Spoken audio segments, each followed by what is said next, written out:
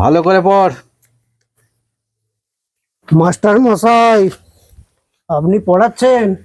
হ্যাঁ। স্কুল মাস্টারদের তো পড়ানো বেআইনি। আরে বেআইনি তো জানি, আরে সংসার চালাতে পারছি না, কি করবো বলুন। আপনি 65,000 টাকা বেতন পাচ্ছেন, তাতেও আপনার সংসার চলছে না? আমার তো 2,000 টাকাতেই সারা মাস চলে যায়। আরে বাবু, আপনার 2,000 টাকা চলে যায় ঠিক আছে, কিন্তু আমার চলছে না।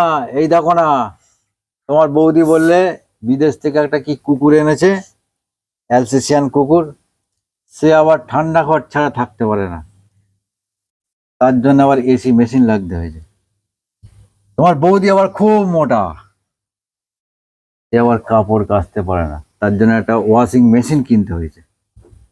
তারপরে ছেলেটা হয়েছে মাথা মোটা, কি করব, একটা বড় ইংলিশ মিডিয়াম স্কুলে ভর্তি করতে হয়েছে।